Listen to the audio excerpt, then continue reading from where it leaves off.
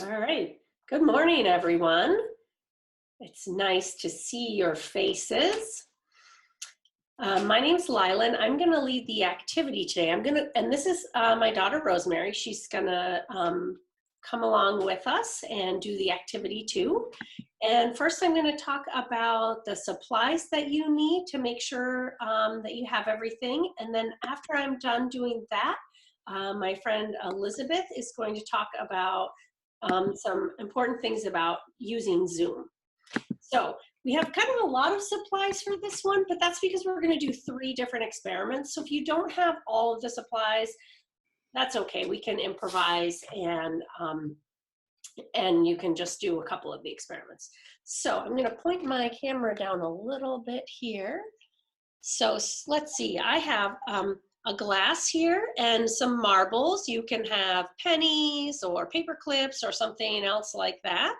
In a big dish, I have some black pepper and I have, let's see, some water and toothpicks. And then I'm gonna aim it up a little bit. I've also got some dish soap and some oil. Any kind of oil will do. And then I have some parchment paper or wax paper would be good. So those, and dropper bottles for the last experiment. I also decided that this is a little bit of a messy experiment, so I have a towel handy.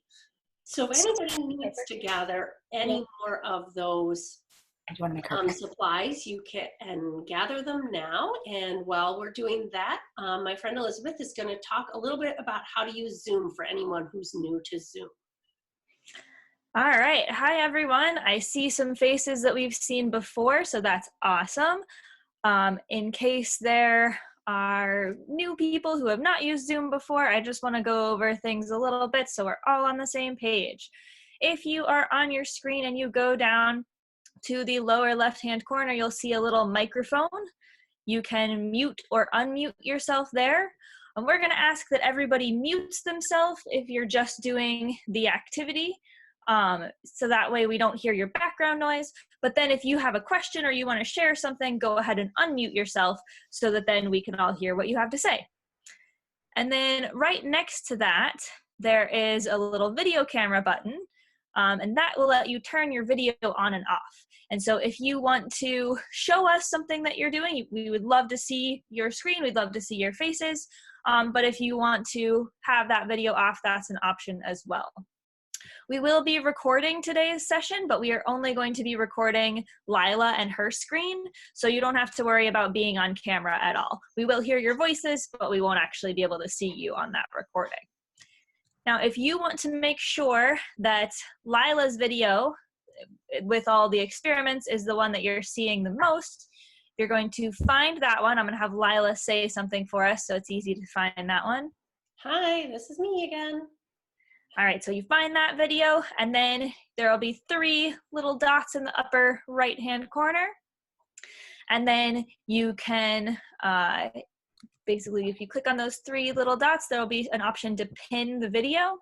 And so if you pin the video, you'll make sure that Lila and the experiments are the one that you're seeing all the time.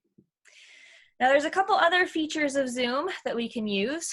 So there's a little chat window.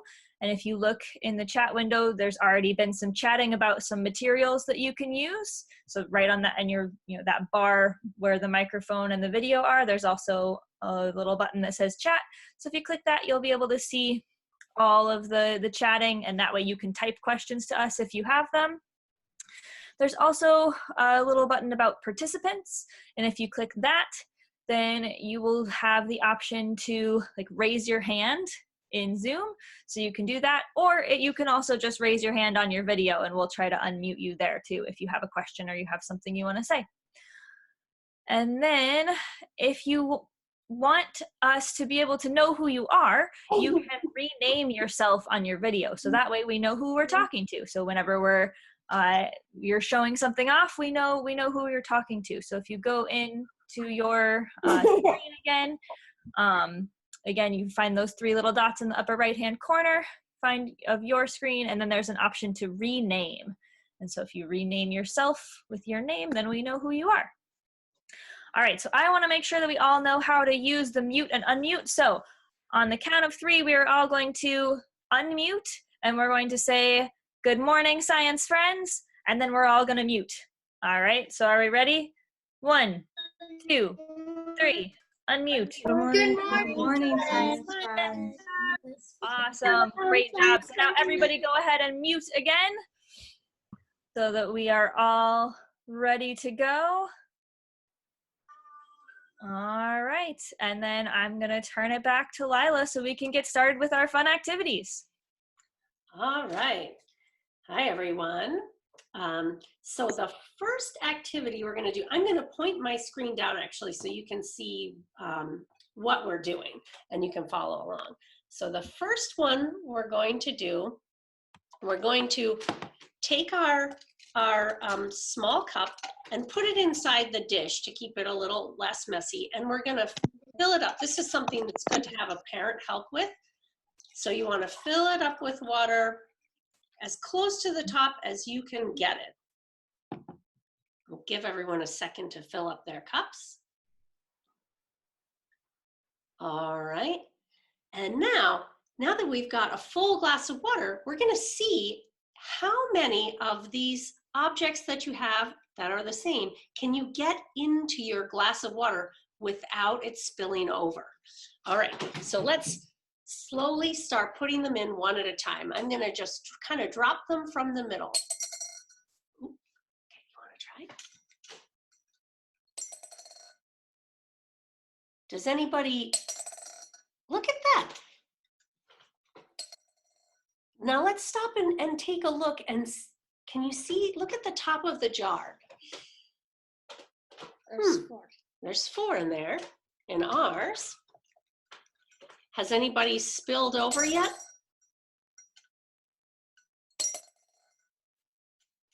How do you think we can keep dropping things in a full glass and that water's not spilling over the top? That's incredible, isn't it? Oh, it finally spilled over for ours. How many marbles did you get in there? Let me count. 1, 2, 3, 4, 5, 6, 7, 8, 9. 9. 9 marbles. We got 9 marbles in ours before it started to spill over. So, and if you look at the top of 16.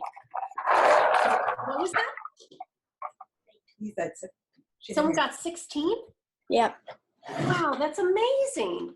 So one thing that I think is kind of neat, you can sort of see it if you get down really low and look, it looks like the water is sort of bumped up like an arch at the very top. And that's all because of this really neat thing called surface tension. So the molecules inside the water, when they form a tight bond right around the outside edge, and it makes kind of like a protective layer, and it'll just keep pushing up like that because it doesn't want to split apart. They want to stay together, and so they'll kind of push out and grow, and so that's how you can get so many of your objects into that glass without it bubbling over.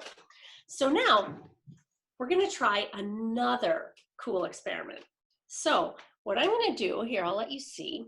I'm going to just pour this water into the dish that I had it in. And I'm going to take my marbles out. So you don't even have to pour all the water, just enough to cover the bottom and have a little layer. And now we're going to take our black pepper and we're going to sprinkle some on top. Do you want to sprinkle it, Rosemary? All right, that looks good. What does everyone notice is happening with the black pepper? Is it floating or is it sinking? It's floating. It's floating, right. So again, that's floating because of that surface tension, it's so strong that that pepper floats right on top. So now I'm going to do a really neat thing. So you can take your dish soap, and this is something that's maybe you'll have a parent help, and put a little bit of the dish soap on your finger. and then put your finger inside, right inside that dish. What happened to the pepper?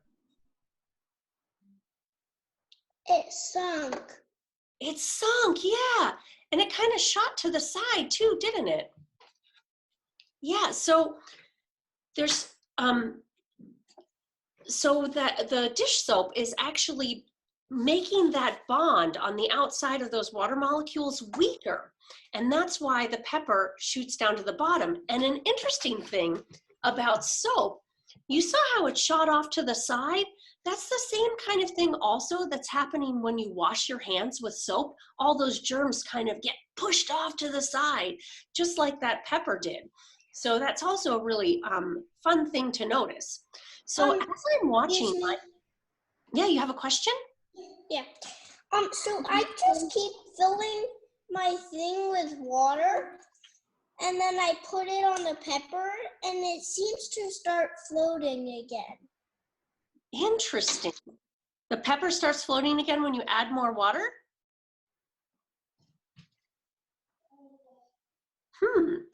Well, I would like to, that's an interesting observation. I would like to add a little bit more dish soap straight to the water and mix it a little bit and see what happens. So if we do that and then mix it around, you want to mix it with your finger?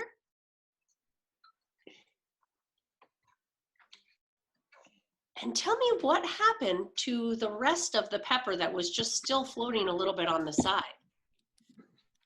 Did anybody else's pepper sink even more when you mixed more dish soap in? Mine sank, and also I noticed that once you added more pepper, it kind of like clumped up. Interesting. So yeah, once you have that dish soap mixed in, yeah, you can even let's let other people try that too. Add a little bit more pepper on and see, does it stay on the top or does it go straight down? What do you notice? A couple of them stayed on the top, but a lot of them sunk down. If we added even more soap, I bet even more would sink down. Do you know that that's the same thing that's happening? So have you guys ever seen water bugs that float around on the surface of the water? So they're floating around on the surface of the water because of water surface tension, the same kind of thing. And if they tried to land in a soapy dish of water, you know what?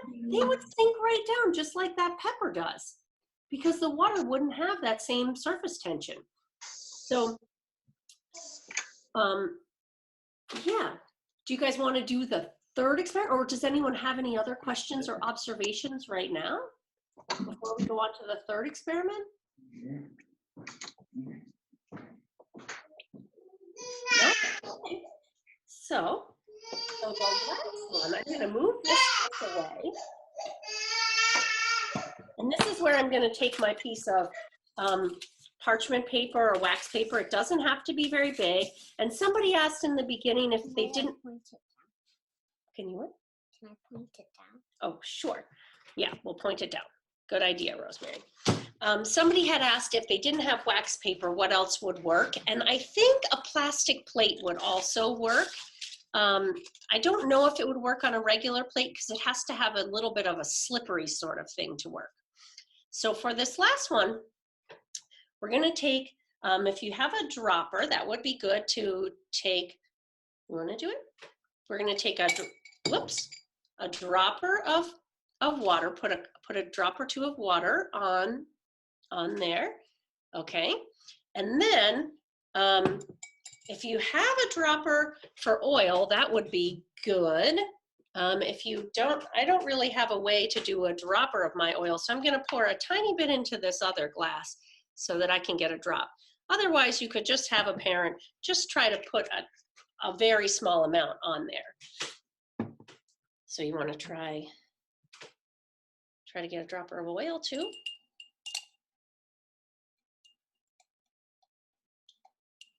Okay, and then just put that over on the side. Okay, and then we're gonna make some observations, okay, about how similar or different tension, the surface tension is, do you notice the same thing going on with the oil as you do with the water? So you can poke around with toothpicks and move it around and see what you observe. Ooh, I see. Oh, look what Rosemary just did. She kind of pulled her water drops together, because remember that water wants to stay together. So as soon as it found another water drop, it sucked right onto it. Can you do the same thing with the oil, Rosemary? Look, and now it's back into 3. Ah, now she's split back into 3. What are you guys noticing? Can you do the same kind of thing with oil? Does it react the same way as water?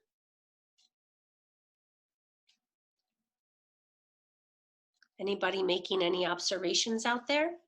My toothpick just goes right through. It just goes right through. Ah, interesting. I'm going to see if I can kind of move around this oil the same way Rosemary was doing with the water. Oh, it doesn't work. It just kind of spreads out. But I can't move it around the same way. Where the water bubbles out?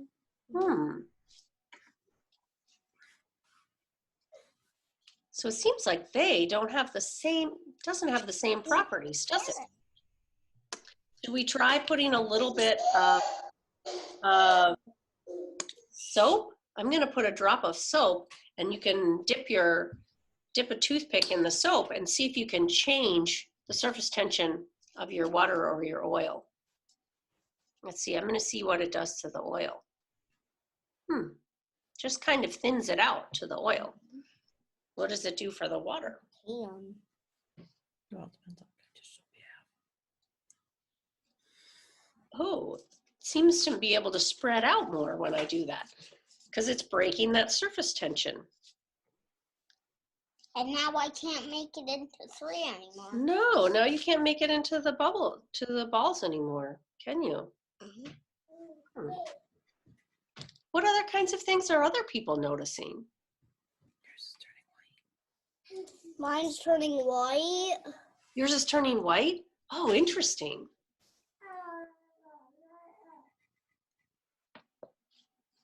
Mine's just turning white. Ah.